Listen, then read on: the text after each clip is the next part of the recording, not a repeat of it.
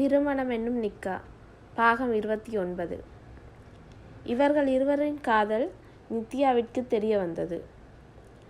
தெரிய வர அனுவும் சிவாவும் நித்யாவும் சென்று வீட்டில் இருக்கும் பெரியவர்களான சிவகுருவிடம் சொன்னார்கள். சிவகுரு முதல் யோசித்தாலும் பிறகு அவர் அதை ஏற்றுக்கொண்டார். கோதையும் ரூபனாவும் அதை ஏற்றுக்கொள்வதாக இல்லை. அவர்கள் போய் பார்வதி பாட்டியிடம் சண்டையிட்டார்கள்.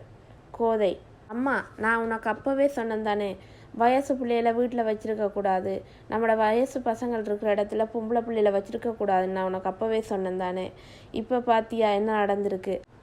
ரூபனா: பாட்டி, நீங்கள் எப்பவும் சொல்லுவீங்க தானே, கிருஷ்ணா எனக்காக பிறந்தவன், எப்போதும் எனக்கானவன் என்று.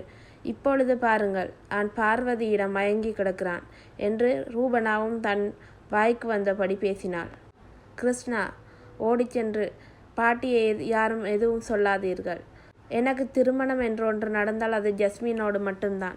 நான் வேறு யாரையும் மனதால் ஏற்றுக்கொள்ள மாட்டேன், யாரோடும் வாழ மாட்டேன் என்று கிருஷ்ணா சண்டையிட்டான்.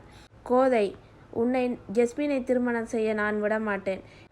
ரூபனா: இது ஒரு நாளும் நடக்காது, அதை என்னால் ஏற்றுக்கொள்ளவே முடியாது.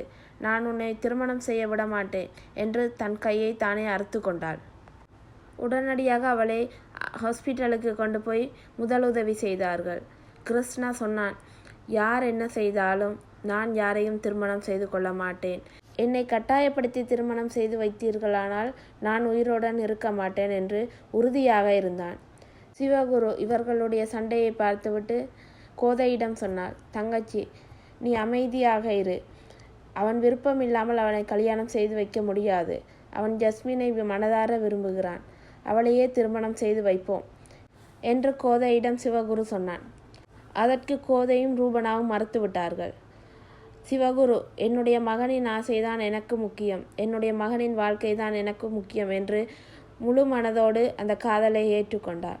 கோதை கோபத்தில் ரூபனாவை கூட்டிக் கொண்டு லண்டனுக்கு சென்று விட்டார். பார்வதி அம்மாவுக்கு இந்த காதலை ஏற்றுக்கொள்ள முடியாவிட்டாலும் தன்னுடைய பேரனின் சந்தோஷத்திற்காக திருமணத்திற்கு ஒப்புதல் சொன்னார். ஜஸ்மினுக்கும் மார்க்ஸ் வெளியாகிவிட்டது. எல்லா பாடங்களிலும் சித்தியடைந்து நல்ல பெறுபேரை பெற்றிருந்தார். பிறகு என்ன, நம்ம ஹீரோவுக்கும் ஹீரோயினுக்கும் எல்லோருடைய சம்மதத்துடனும் திருமணம் இனிதே முடிவானது.